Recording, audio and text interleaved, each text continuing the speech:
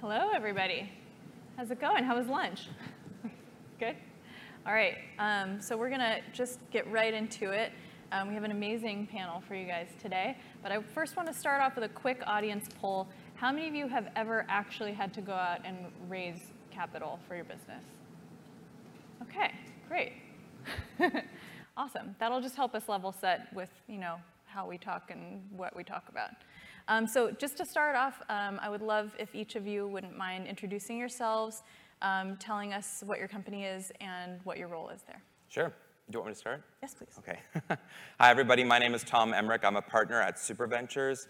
We're an early-stage fund dedicated to investing in startups that are creating technologies that augment the human experience and in turn make us better or faster or more efficient at what we do, whether it's work, life, or play.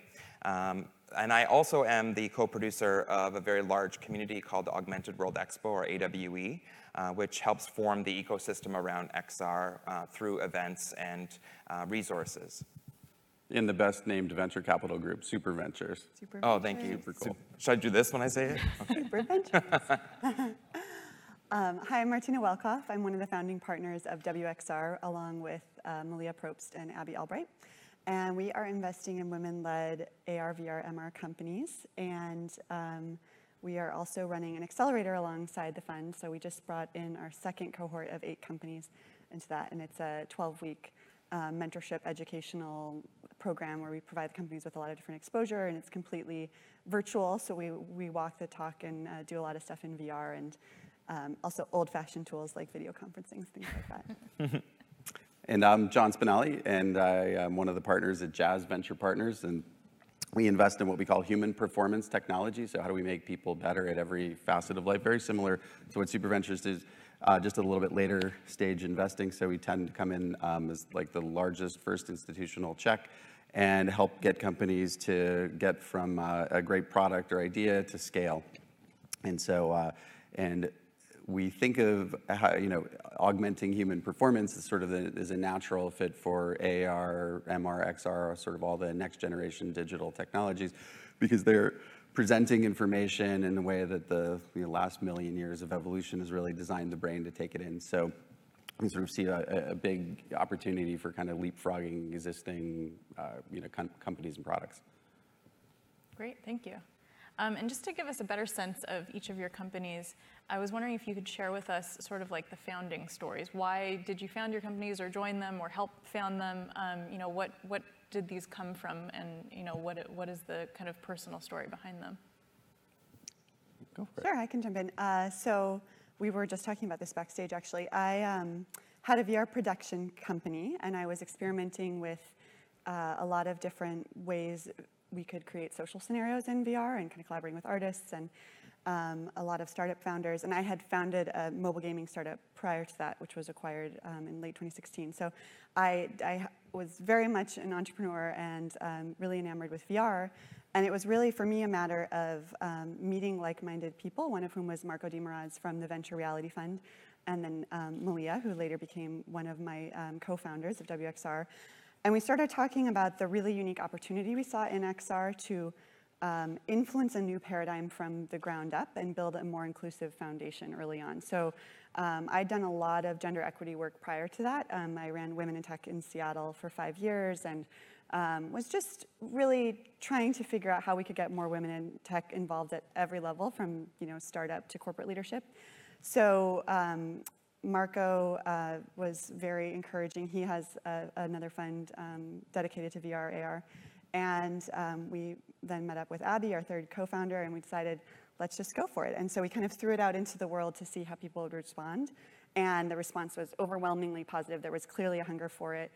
We now have over 200 companies in the pipeline, so it is a real opportunity. That was one of the things people would question early on was, are there any women-led companies in the space? Turns out there are, and they're awesome.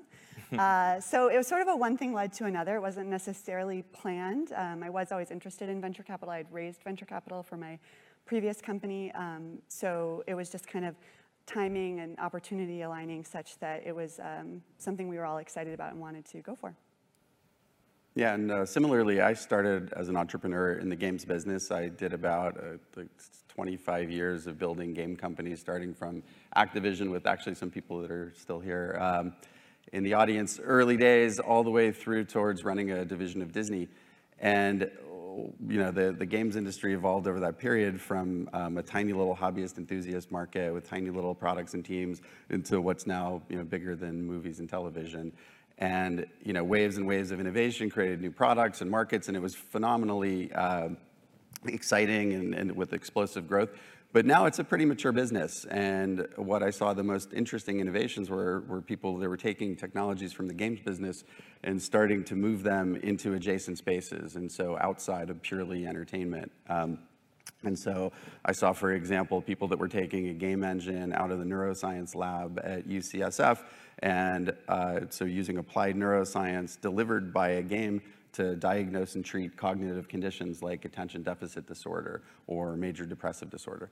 And so I said, wow, that's actually really to me, the next wave of really interesting disruptive companies is taking the really sophisticated technology from the games biz and using it to disrupt really large, pretty stale sectors of the economy. And those apps can be delivered on all formats. So those can be tablets or phones or AR or VR. So we're fairly technology agnostic, but we have seen, since we play in the world of applied neuroscience, like the brain is very receptive to sort of these new display platforms. So that's why we're really excited about it. But it's still early days. Yeah. So that's how Jazz formed. We basically saw enough of these companies that were really in no man's land, at the early days of AR, VR, XR, that we said now's the time to actually form a fund and help build that ecosystem. Amazing. Yeah, so I started in augmented reality back in 2009, more on the operations side from Canada, and I was working at a publishing company trying to help them save paper, and part of that strategy was augmented reality at a very early time when we were just starting to get to know what pinch and zoom was on our iPhones. From there, I ended up doing a stint as a tech journalist before forming a community around wearable technology, which is where I landed my passion, which includes for me AR and VR, but also things like BCI and fitness and sports. And it was in the community building and forming this very large community that I met my partner, Ori Inbar, who at the time was building a community around augmented reality. And so 5 years ago, we decided to join forces to work on community building together, trying to really help push that boulder up the hill for emerging technologies together. And that was through Augmented World Expo, or AWE. And we kind of looked at each other. We've been advising companies, Ori building companies. His startup actually eventually became what we know as ARKit, the technology. And we just said, that this is the time. We feel like the time is right. We have a great community that we've helped build and support. Let's now seed some capital, put our money where our mouth is within the augmented reality space. And so that's how SuperVentures came to be. You definitely have to do that every time you do SuperVentures. I feel like John's expecting it. So come on. So acknowledging that we are still in early days of this market, but also seeing some traction, I'm curious how you guys look at investing in this space right now. What is your take on where the market is, and if there's examples of companies that you have invested in or included in your accelerator that exemplify, that kind of approach? We'd love to get some kind of specific stories of where you're seeing some interest. Mm-hmm. Maybe Want me you to guys start? Sure. Yeah. So we are very early stage. So that means pre-seed, seed, and obviously the metrics that we evaluate a company against is going to be different than, say, Series A, which is all about scaling and so on. But when we take a look at the augmented reality market, and I should say, although we are using this term XR, the VR market and the AR market is very different. And even within augmented reality, it gets very complex. So you have, the head-worn augmented reality, and then you have the mobile and tablet augmented reality. And there's a lot of other ones, but I won't confuse everybody by trying to go through every single category. So when it comes to augmented reality, and in particular, there are a lot of opportunities in the enterprise when it comes to head-worn devices. And on the VR side, actually, because it's also a head-worn device in training and simulation in particular, the enterprise is also very ripe to use these technologies. And so when we look at our portfolio at large, a lot of our startups are actually servicing the enterprise, and so they have an enterprise business model. And so if you take a look at what our startups or who our startups target audience is, it would be OEMs, developers, and the enterprise. So not yet the consumer market across the board. And a good example of this is a company that we invested in from Vancouver called Cognitive 3D. They do spatial analytics and insights that help enterprise clients, like Verizon, really help deduce what's happening in a training or simulation experience within VR to be able to assess the user, but as well to be able to optimize the content. And also on the augmented reality side, to be able to measure any spatial experience for whatever that ROI is. And so the method that we did in choosing Cognitive was really, for me, taking a look back at the previous waves of computing prior to AR and VR and saying, what was the stack made of? What are all the necessary tools and the necessary platforms that really allow mobile or computing to survive and thrive today? And analytics was one of those that I identified.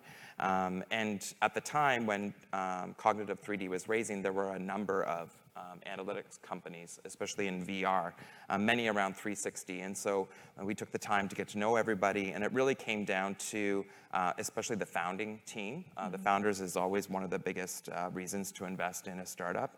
Tony Bevilacqua, the founder, is a second-time entrepreneur. He had successful experience in the analytics space. He's also the consummate startup founder. He's very good salesperson and a hustler, which is a really great makeup of a founder. And he had a fantastic team, and he had actually a really fantastic working product, something that I wouldn't even expect at a pre-seed stage, which is when we met him. And so we decided that we would invest in him and his team and his vision. And he's doing really well conquering the market, the leading spatial analytics and insight tool today, especially in the enterprise. So we continue to be very happy watching his success. Amazing. Well, he took all the good stuff. I echo a lot of what Tom said in terms of the space, but what I'll add specifically with some of the companies we've worked with, one of the spaces I've been personally really excited by is education, although it's certainly not an easy place to build a business. There's really exciting solutions being developed. One of the companies we worked with in our first cohort is called Alchemy, and they're actually out of Michigan, which is a really interesting place for a cutting-edge technology startup to be. And they are building learning tools for physics and chemistry in higher ed. And a few things about the team specifically. So we're also really early stage. So similarly, the founding team is a really, really critical piece of our decision.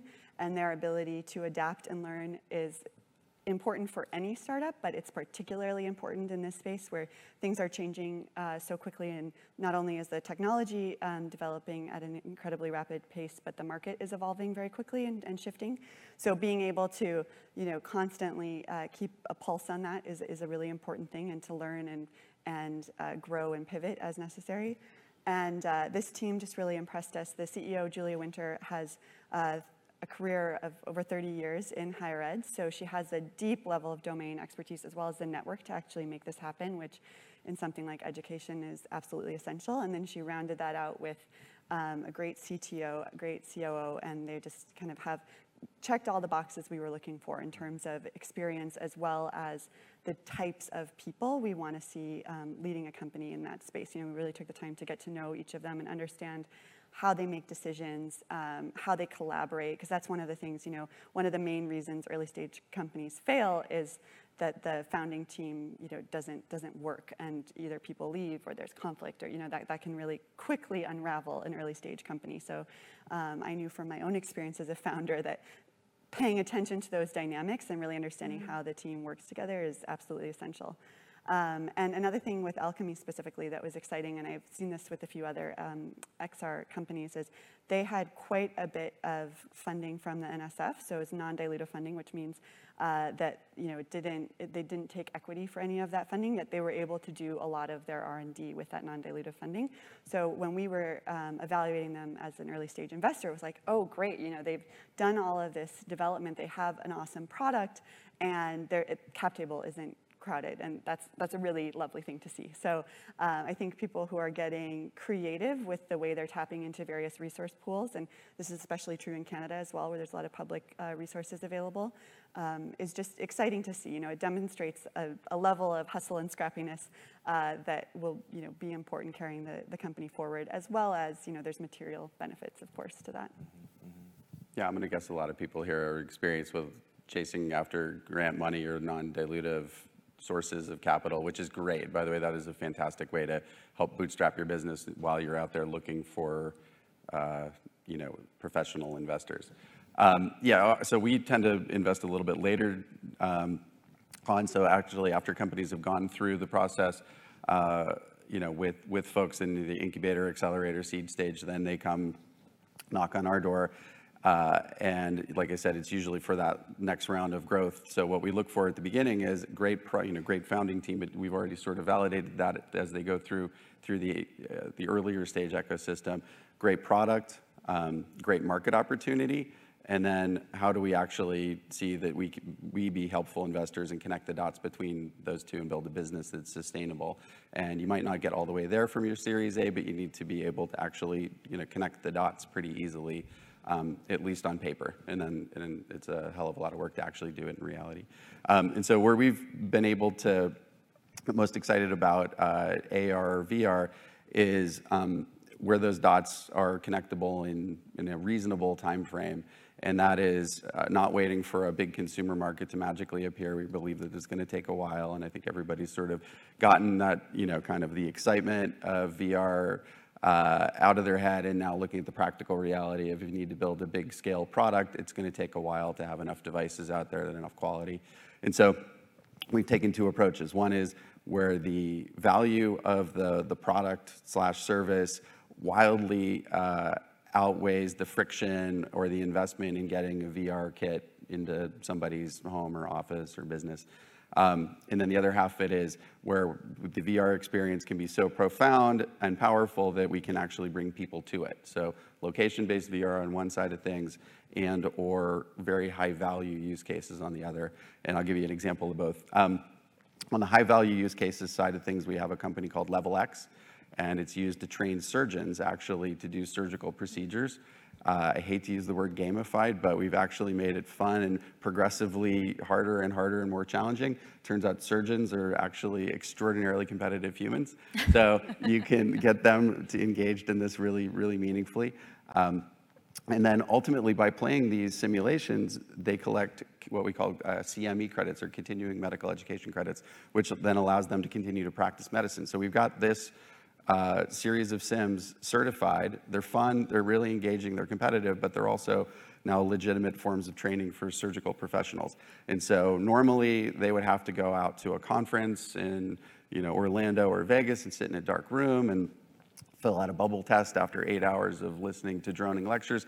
And this is a completely fun, engaging, and actually more impactful way to train them on the latest skills, tools, procedures. And so that was a disruptive enough approach and solving a really high value problem, because the CME credits cost them thousands of dollars a year to actually continue to acquire. So that's an example of really high value, even though it's slightly lower volume than broad consumer. Turns out there's a lot of medical professionals out there.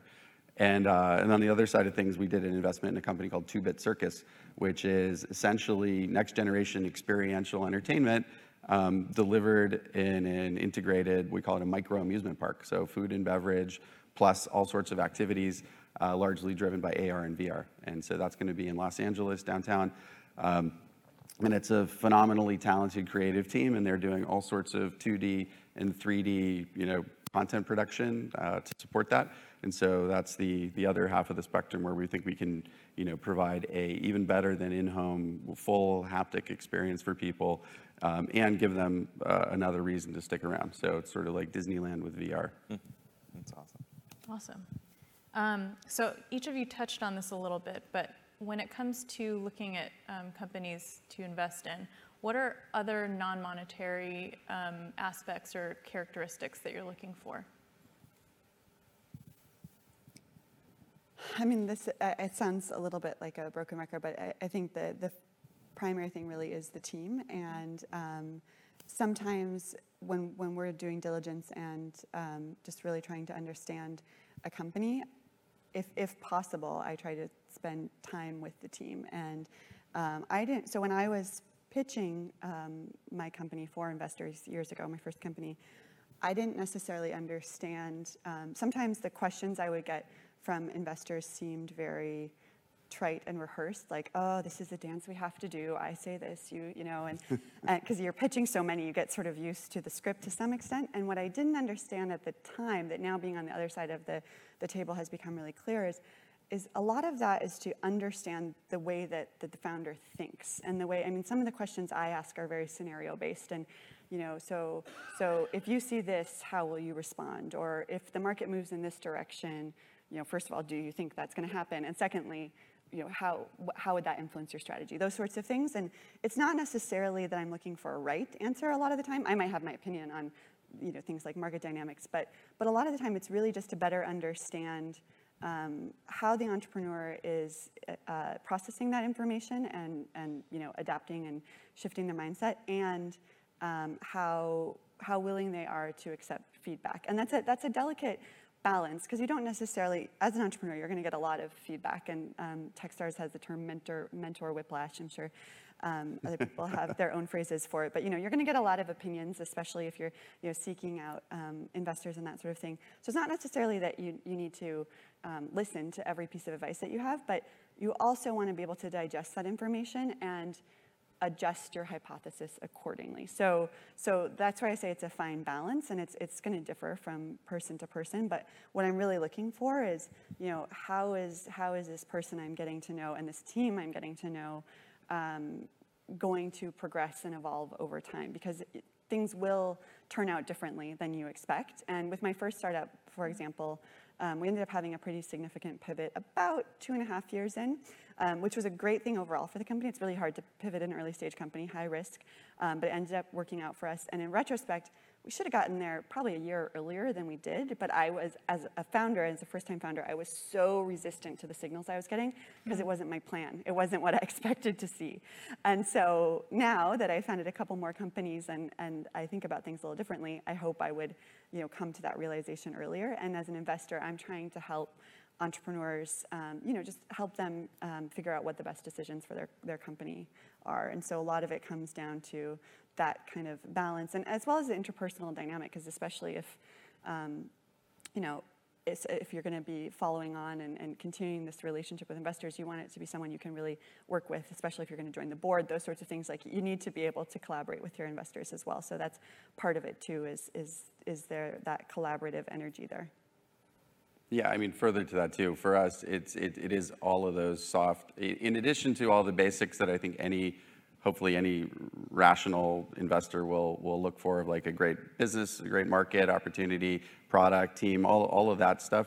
Like, beyond that, it is mostly about the sort of the soft issues of, hey, look, we're about to jump into a relationship together that's going to last 5, 7, 10 years.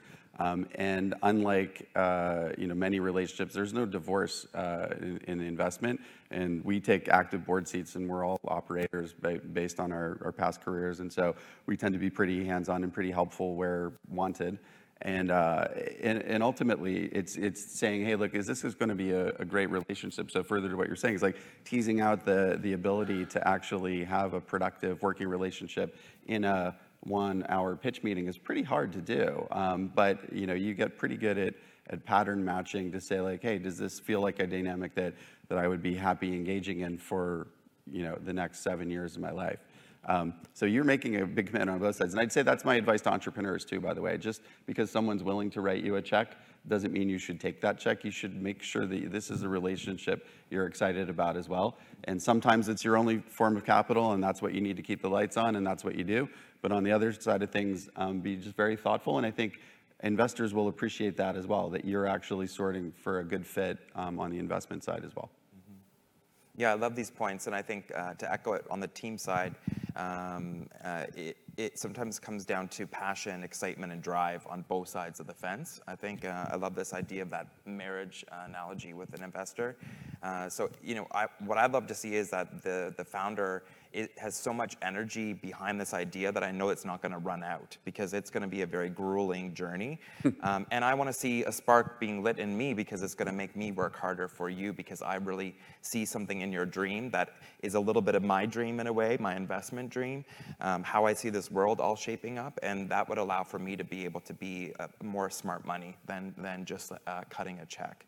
But I love this point about that Martina mentioned about flexibility. I think that's so key. I think the best founder is one that does good by the startup journey, and not by the plan that you wrote out in your dorm room that you keep referring back to. But some of the other things that I'm noticing, not necessarily from SuperVentures per se, but just in investment circles, I felt like maybe it's like I'm going to lead up to the end, maybe, is just like starting to think beyond some of the basics that we talked about, to also perhaps take a role as an investor to ensure that the team is thinking more ethically about their solution. And so I'm not quite sure if we're there yet, where we use ethics and kind of anthropological lenses on our startups as part of our criteria to say yes or no. And as a smaller fund, you may not really have that much pull to do that. But I'm quite interested in at least bringing these folks on as mentors to ensure that my startups have some face time with somebody that asks them questions about what the cultural and societal and ethical implications are of their solution.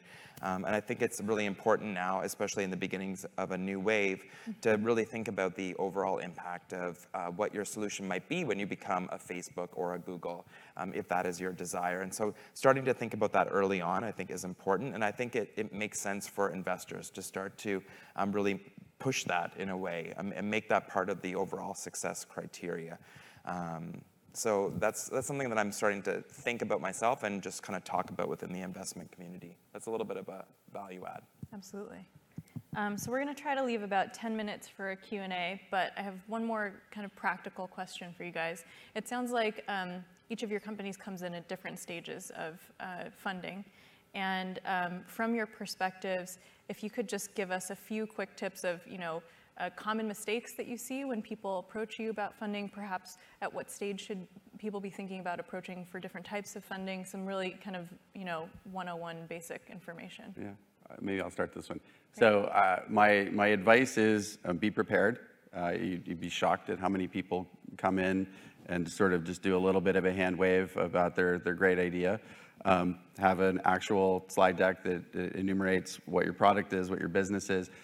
My 2 cents, and this is different across different investors, but I'm less worried about your 5-year financial projections, because whatever you say, I promise you they're wrong. They might be wrong in one direction or the other, but they're wrong.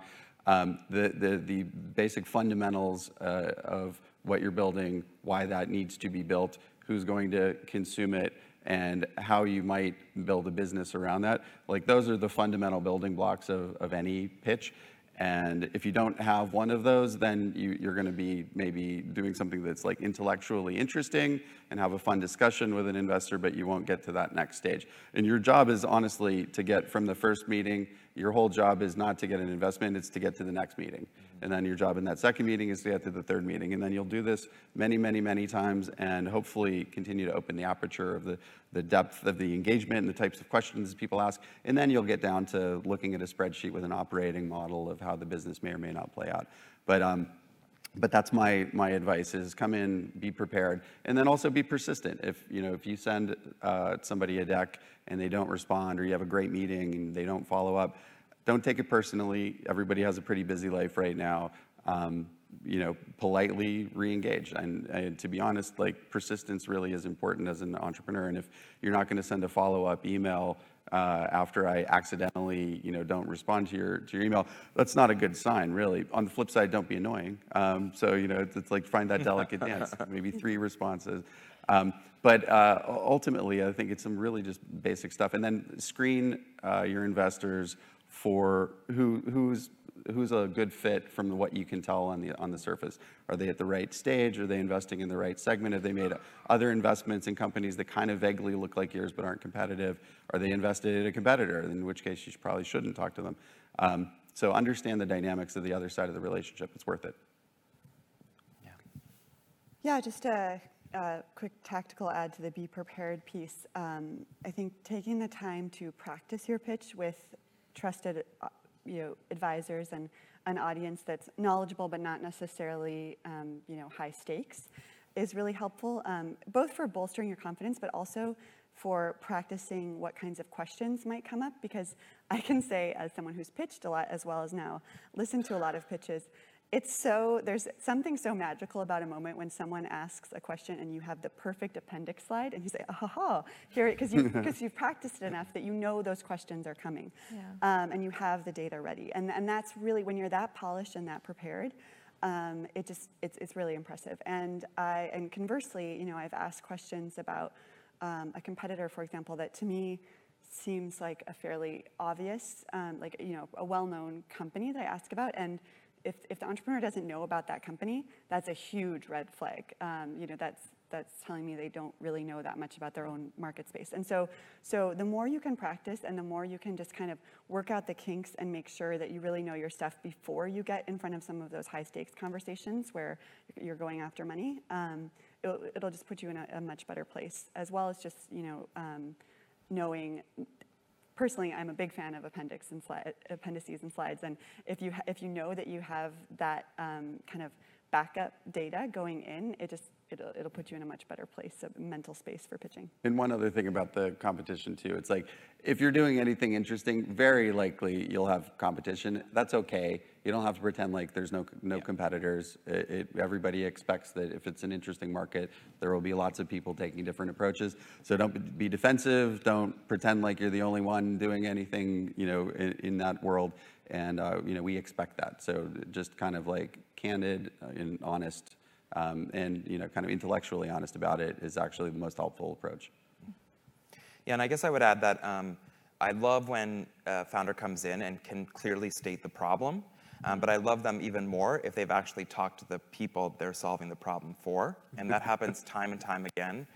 So my biggest advice to you, and this literally does cost really nothing, is go and talk to nurses if you're going to create a solution for nurses. You're going to gain so much feedback, more valuable feedback than getting any mentor from an advisor or advice from an investor. So talk to your target audience, and then let me know that you've talked to your target audience. I talked to 10 nurses, and this is what they want in VR. Wow, I'm not a nurse. I don't know too much about nursing, but now I'm going to go and talk to some nurses to see if that's what they're saying as well. So you kind of got my attention. Also, I love what John said about really know the investor, and not just know the investor and what makes them tick. And usually you can find that in any bio. Just go to the bio and read the bio or see what their past investments are. But you also know, I'm an augmented reality investor, so you don't need to sell me on augmented reality. I'm already there, guys. So you don't need to take so much time in the front to go through all the market data and all the data that we've seen. You can get right to the meat of things with me, but that might be different with another fund that's not very familiar with AR. So you should have a base deck, and then you need to modify that deck. It can't just be as easy as going into the room. You should be modifying the story according to that audience. So I think that's really important. So those would be some of the additional advice that I would give on pitching. Excellent. Thank you guys so much. Yeah. So we're going to open it up for Q&A right now. Just some quick guidelines around question asking. We have some very knowledgeable panelists here and a room full of people that are hoping to learn from them. So please do not pitch to them as a question, and try to ask questions that will be applicable to a large audience versus really specific questions to your own personal circumstances, okay? So anybody with questions? Sure, I think we have some mics over there. Do we want people to go to the mics or bring to them? Hi, yeah, thank you, first of all. So are there things that you look for that are really unique to XR, VR, or AR in terms of the team, the product market fit, that kind of thing? Like what kind of is unique about your perspective beyond just the fact that you really understand your market well, that you have a passion for it, you know? Are there certain parameters or like character traits or something that's unique to the XR field? Yeah. Yeah, I would say like when it comes to the way a business is being run, it's pretty much a tech business that's being run. But usually an investment fund has a thesis, and that's where things change, right? So our thesis is around augmenting the human experience. We have 6 pillars around our investments, including mapping the world creation, sensing and interacting. And so when we go and take a look at our startups that we're measuring to consider to be part of our portfolio, we're measuring them both on the fundamentals of just business, business model, the team, the market fit, and the market would be particular to XR, but we're also measuring it against whether or not it fits within our thesis, because that thesis is what kind of gets us excited, but it's also what we've sold our limited partners as part of our fund focus. So that's where the XR focus is for SuperVentures. Yeah, and I would add to that, if you are pitching an XR startup, one of those fundamental questions that we all have is, why is AR or VR or whichever kind of segment or flavor, why is that the right delivery platform for what you're doing, and why can it only be done in AR, VR, XR? Because ultimately, if it's hey, I'm taking something that works fine on mobile phone or tablet, and it's kind of even slightly neater in AR, that doesn't get you over the hurdle of building a fundamental disruptive company. That's just like kind of a neat trick for a new platform. And so like ultimately aligning why is this product or service uniquely enabled and powered by this new emerging platform? Like that's kind of the alignment that we look for.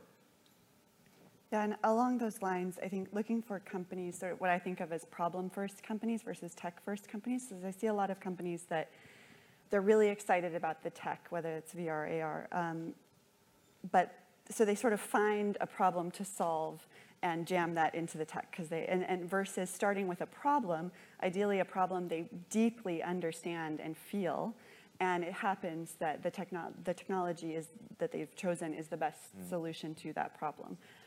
So that's one of the things I often see. These really flashy demos. And then, as Tom mentioned, maybe they haven't actually talked to the target audience for that product. It's just they were really excited about the tech. And so making sure that the solution matches up to the problem that they're solving, and the problem is something they deeply understand. That's good. Okay. Over here? Yeah. I'm curious about the rubric that you guys have for providing access for underrepresented communities in terms of venture capital. We've seen the statistics, they're heavily weighted. So what's the methodology that you guys use?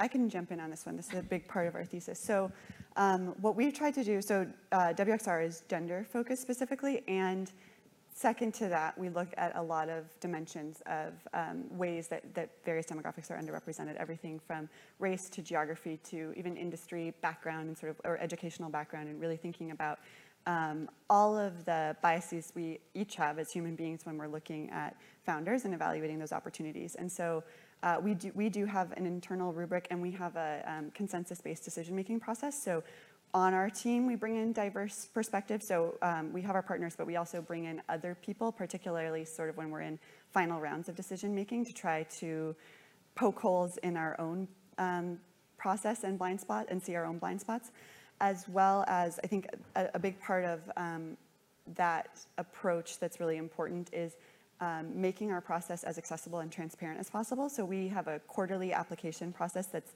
open for a certain amount of time. It's publicly available, and we try to put that in as many places as possible so that we're reaching a really broad audience. And the majority of the companies we work with are outside of California, for example, which is rare for with the concentration of venture funds and us all being on the West Coast. But we're trying to reach further than sort of what is the low-hanging fruit. For the communities that we reach and the types of founders that we're reaching. And so that transparency and accessibility is a huge part of that process as well. Great. Over here? Hi, thank you for this. It's been really interesting. As a super early stage startup, my question is really, what's the tipping point for when one can go and ask for money or sort of say, we're ready, we're in that space in terms of a team? Because sometimes it feels a bit chicken and egg in that one doesn't have the funding to build out something, but at the same time, sort of without that, so the balance, the tipping point, as it were. Well, I think like if you're really early on, the first folks to go to are angels and family and friends. And so I think if you have an idea, utilize your own network and grants and other funding means to be able to bootstrap and get to a minimum viable product as quickly as possible. It's not a hard, fast rule. Sometimes it's just a stellar team that's been like proven entrepreneurs, year after year, and they come up with a really great idea and they get around done very quickly. So it really depends on the team and the idea and the market timing. So I know that's it's a little bit tricky, but typically, pre-seed companies, they come to us and they have something fleshed out, and it was made possible because they either used their own funds, they had family and friends in around, they had some really great angels or super angels, or they leveraged some of the grant money. So they have actually something to show. And then, so they have like a working demo is kind of like what we would probably be expecting. Depending on if it's coming out of academia, some really intensive fleshed out project, for example. So I think that's where the first step is really looking to your own network and then getting into enough of a shape to start to have early conversations with early stage institutional investors. Yeah, I mean, I think that further on that one is like being an entrepreneur is hard. It's a lot of work. It's grinding it out. And part of that is trying to scrappily build momentum around an idea, and part of that's raising capital sometimes. Part of that's getting a team together, getting others to believe in your idea. And it is, I'd say part of it's the crucible in which great companies are formed, and everybody's in the same situation of starting with no money and an idea. And then you kind of do your best to navigate the waters. I think what's nice about the capital markets now is there are people that are very comfortable, lots and lots of funds and lots of capital that invest at every single stage along the way. Unlike 10 or 20 years ago, now you have seeds and pre-seeds, and you have professional angels, and you have online crowdfunding groups, and so there are a lot of different channels to explore depending on where you are, as opposed to just going to Kleiner Perkins or Sequoia and getting an $8 million Series A investment, which was sort of the old way that things happen. So I appreciate that it's always a difficult situation, and every entrepreneur goes through it, but I think it is just part of the process. Great. I think we have time for one more question. Anybody has one? Yeah. Does this work? Hi, I was curious about your takes on companies that are pivoting after like a first round of investments. So you work on a particular product with your investment, and then for a second round of investment, you're deciding to pivot. So meaning that you can't really prove traction because you're pivoting. What would be your take on that? I didn't quite understand the question. What about you do a pivot and what? So you pivot, meaning that everything you have done in the past is kind of pertaining to your previous product, but you're in the process of pivoting and you're pitching your new, investment opportunity. Yeah, you're in a pinch. And so the good news is you figured out that what you were doing wasn't going to work and you had to move. Happens every day. And that's a healthy thing to do if done wisely. You can't pivot every day. But on the flip side of things, whenever you see that, hey, this isn't going to work, and you have some amount of capital still in the bank, and you can maybe turn and get to a different shore, that's all healthy. If you have to pivot right before you run out of money, then that's where you get into a big bind, because all the money that you'd spent to date and/or time and energy and just sort of effort really is just to show that you're capable of doing something and having the sophistication to acknowledge that it wasn't the right thing, but you don't actually have any progress towards that new goal. So you're basically back out at ground zero. And so it's just all about timing. So you have to consider the timing of your pivot as well as the sort of the existential need for it. One of the options in that situation that can be viable if you have a great relationship with investors is to have your existing investor base double down. And so that's one of the reasons I always say, make sure that you're actively communicating with your investors, building those relationships and building that trust so that A, they're not completely blindsided by it, and B, they believe in you and they understand. You can explain to them and convince them of the reasons you're pivoting in a compelling enough way to make them want to support you and fill out a bridge or try to figure out a financing option that will allow that to happen. So I think going to your existing investors is a good option. Yeah, and on that one, just one other bit of advice is like once you do have investors, communicate with them regularly. They're on your team. They want to help you succeed. And don't just sort of say thank you for the check and move on. They'll appreciate it. All the more reason to make sure that you're pairing up with someone that you can work well with long term. Yeah. Great. Well, we are literally just about out of time, or just ran out of time. So it's counting up now. It's counting up. Yeah, we're done. How much over we're We've going. passed the threshold. Thank you all so much, and please join me in thanking our panelists. Really Thank learned you. quite a lot. Thank you.